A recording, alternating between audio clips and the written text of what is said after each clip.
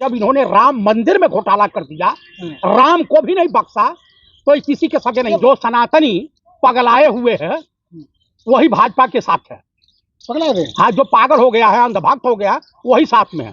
India गठबंधन के नेता अब इसके बाद इनको नाको चने चबवाने पुतारू हो गए। आप मुझे बता दीजिए, कल प्रधानमंत्री का चेहरा उतरा हुआ था, जो कल तक कह रहे थे मीडिया वालों के सामने, कौन राहुल, और राहुल को सलामी दे रहे थे कल पीएम शपथ कराने के लिए। न देश के हित सच्चे हितैषी हैं, न देशवासियों के सच्चे हितैषी हैं, न ये राम के हैं, न ये कृष्ण के हैं, न ये शिव के हैं, ये किसी के नहीं है। ये इनका काम है ओनली फॉर। अभी 6 महीना पहले इन्होंने अटल सेतु का उद्घाटन किया, नरेंद्र मोदी ने, वो पुल में दरार आ गई, तो इसका मतलब भ्रष्टाचार हर जगह है, व्याप्त है। आई भ्रष्टाचारियों के साथ है, ये व्यभिचारियों के साथ है, ये बलात्कारियों के साथ है, ये देशद्रोहियों के साथ हैं, ये चाइनीज एजेंट हैं। विपक्ष तुमको जान रहा है, ओम बिरला जो दाऊद इब्राहिम की दी हुई गाड़ी में चलता था, ओम बिरला ये कई दिन में 150 सांसदों को जो है सस्पेंड कर दिया था। ये हवाई बात है। जो एक भाई धरना दिए थे सभी सांसद जंतर मंतर पे, की गाड़ी में घूम रहे हैं। दाऊद भाई वहां पूरा जनता कह रही है ये दाऊद का चेला है, तो पुजारी साजिश रच रहा है, पुजारी साजिश रच रहा है। रेलवे स्टेशन की जो है, अयोध्या रेलवे स्टेशन की 20 मीटर दीवार बनी और गिर गई, इसमें रेलवे स्टेशन का मास्टर साजिश रच रहा है।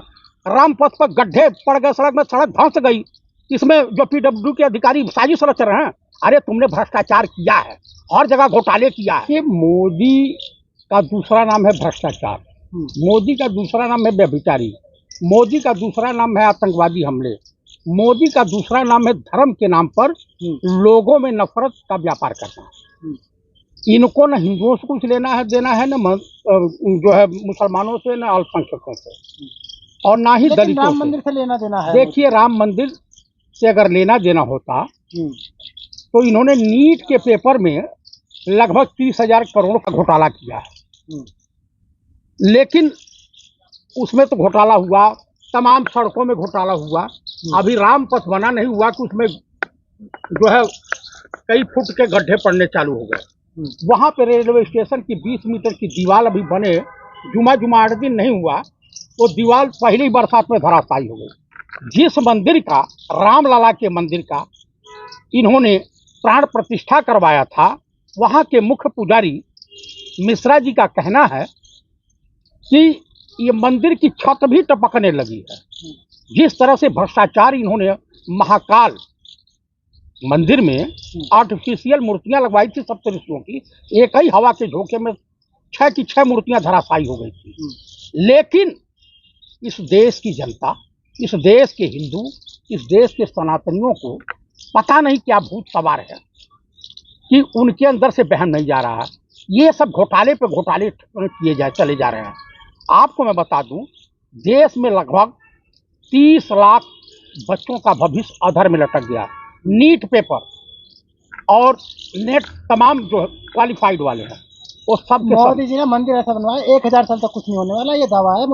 पहली बरसात राम मंदिर अयोध्या का नहीं, अयोध्या की जनता ने जो निर्णय दिया है लोकसभा इलेक्शन में कि भ्रष्टाचारियों को भगाओ, ये गुजराती ठगों को भगाओ, भाजपा को भगाओ, इनके अंदर खुदे सर फुटौल चालू हो गई है। इस बार इंडिया गठबंधन भारी मजबूत दिखाई दे रहा है पार्लियामेंट में। मोदी जी घुटनों के बल है, मोदी जी की सरकार बैसाखियों की सरकार है, मोदी जी के पास 240 सांसद हैं और इनके 52 सांसद जो हैं दूसरे की रहमो कर्म पे इनकी सरकार टिकी हुई है।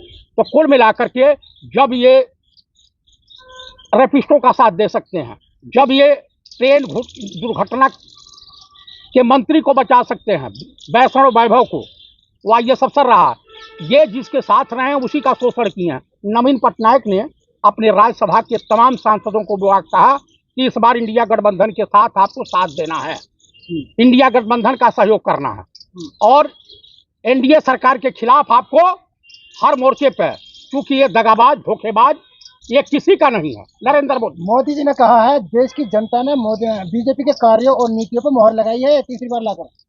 अरे तो 350-400 सीट तो नहीं दी ना, तो मोहर तो लगा दी है। अरे मोहर कहाँ से लगा दी? चीफ इलेक्शन कमिश्नर की देन है, चीफ इलेक्शन कमिश्नर की वजह से इनकी मोहर लगी है, न था मोहर नहीं लगने वाली थी। तमाम जगह तो बेईमानी से जीते हुए हैं। तो कुल मिलाकर के जब इन्होंने राम मंदिर में घोटाला कर दिया, राम को भी नहीं बख्शा, तो किसी के सगे नहीं। बदनाम कर रहे हैं राम मंदिर को। भाई उन्हीं के मंदिर का जो मुख्य पुजारी ने बयान दिया है ना, मैं तो नहीं दे रहा हूँ। तो उसमें साजिश चल रही है ना बीजेपी के खिलाफ। तो पुजारी साजिश रच रहा है, पुजारी साजिश रच रहा है। रेलवे स्टेशन की जो है, अयोध्या रेलवे स्टेशन की 20 मीटर दीवार बनी और गिर गई, इसमें रेलवे स्टेशन का मास्टर साजिश रच रहा है। राम पथ पर गड्ढे पड़ गए, सड़क में सड़क धंस गई, इसमें जो पीडब्ल्यू के अधिकारी साजिश रच रहे हैं। अरे तुमने भ्रष्टाचार किया है, हर जगह घोटाले किया है। तो योगी जी भी भ्रष्टाचार करने देंगे क्या? योगी जी की हैसियत क्या है? अभी 100 राउंड फायरिंग हुई है दो माफियाओं के बीच बरेली में, बांसबरेली में। इनका एमएलसी जाकर के एक जगह स्कूल में जबरदस्ती गोली चलवा रहा है, कब्जा कर रहा। तमाम आए जगह आए दिन घटनाएं घट रही हैं। तो कम से कम सोचना और समझना चाहिए ना। इस तरह मैं आपके चैनल के मार्फत देश की जनता से अनुरोध करता हूं कि जो राम के नहीं हुए, जो राम मंदिर में घोटाले किए, जिन्होंने हिंदुओं के जो है पीठ में खंजर घोंपने का काम किया, जिन्होंने धर्म का व्यापार किया, उनसे आप लोग सावधान रहिए। ये न देश के सच्चे हितैषी हैं, न देशवासियों के सच्चे हितैषी हैं, न ये राम के हैं, न ये कृष्ण के हैं, न ये शिव के हैं। ये किसी के नहीं हैं। ये इनका काम है ओनली फॉर ठगी करना, देश की जनता को गुमराह करना, देश में नफरत का व्यापार करना। इनके अलावा इनके पास और कोई रास्ता नहीं है। ये देश के गद्दार हैं, देश द्रोही हैं। इनके साथ देश की जनता को कड़ाई से पेश आना चाहिए। ये जहां मिले, देश के किसी कोने में मिले, इनका स्वागत समारोह इस रूप से कीजिए कि दोबारा यह जनता के बीच जाने काबिल न रह जाए। अरे मोदी जी अभी भी कह रहे हैं कि सहयोग और सहायता से देश चलता है। सहयोग और सहायता से विपक्ष तुमको जान रहा है। ओम बिरला जो दाऊद इब्राहिम की दी हुई गाड़ी में चलता था, ओम बिरला एक ही दिन में 150 सांसदों को जो है सस्पेंड कर दिया था। ये एक हवाई बात है। जो एक भाई धरना दिया था सभी सांसद जंतर मंतर पे, की गाड़ी में घूम रहे हैं। दाऊद भाई वहाँ पूरा जनता कह रही है ये दाऊद का चेला है। हाँ, हवा में तीर मार रहे हैं। मैं हवा में नहीं तीर मार रहा हूँ। लोकसभा इलेक्शन के दौरान वहाँ सभी लोग बयानबाजी कर रहे थे, मैं गया था। हाँ, क्या बोले? कहा कि तो दाऊद का आदमी है, दाऊद के पैसों पे पला है। हाँ, बीजेपी में वो भी दाऊद के आदमी मिल जाएंगे। और क्या, काहे नहीं मिलेंगे, काहे नहीं मिलेंगे? आप बताइए, सुभाष ठाकुर बीजेपी के आदमी थे ना। आज सुभाष ठाकुर को संरक्षण किसने दिया था जे हत्याकांड के बाद? जो है उसमें गए थे, विभूषण भी जेल गए थे ना उसी चक्कर में। तो बीजेपी के नहीं है, राजा हरिचंद की छठी औलाद हैं। आप मुझे बता दीजिए, इन्हीं के पार्टी में दिनेश सिंघवा है जो रायबरेली से चुनाव लड़ा था। भूमाफिया है, अपने गांव के ही तमाम लोगों की जमीन कब्जा कर लिया। इन्हीं का एमएलसी एक द्विवेदी है, जाकर के स्कूल कब्जा कर रहा है, गोली चलवा रहा। आप बताइए कि आए दिन कि कितने पुल गिर रहे हैं? आप मुझे बताइए।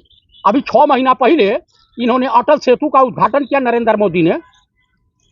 वो पुल में दरार आ गई। तो इसका मतलब भ्रष्टाचार हर जगह है, व्याप्त है। आई भ्रष्टाचारियों के साथ है, ये व्यभिचारियों के साथ है, ये बलात्कारियों के साथ है, ये देशद्रोहियों के साथ हैं, ये चाइनीज एजेंट हैं।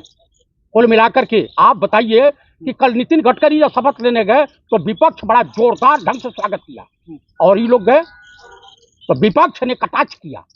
संविधान लेकर की बुक लेकर, संविधान की रक्षा के लिए विपक्ष वचनबद्ध है। तो संविधान और लोकतंत्र को बचाने की लड़ाई लड़ रहे हैं पंडित राहुल गांधी। हाँ, लेकिन विपक्ष को मजबूत तो करते देश की जनता ने, लेकिन लिंचिंग का और लाठी डंडों से पिटाई जारी है। तो जहां भी अल्पसंख्यक नहीं, दलितों के साथ भी हो रहा, ब्राह्मणों के साथ भी हो रहा, तमाम तरह के जो बीजेपी के साथ नहीं है उनका शोषण ये लोग कर रहे हैं। लेकिन कब तक पुलिसिया दम पे करवाओगे? इंडिया गठबंधन के नेता तो चुप है ना। इंडिया गठबंधन के नेता अब इसके बाद इनको नाको चने चबवाने पुतारू हो गए। आप मुझे बता दीजिए, कल प्रधानमंत्री का चेहरा उतरा हुआ था, जो कल तक कह रहे थे मीडिया वालों के सामने, कौन राहुल, और राहुल को सलामी दे रहे थे कल पीएम शपथ कराने के बाद। तो औकात में तो आ गए ना।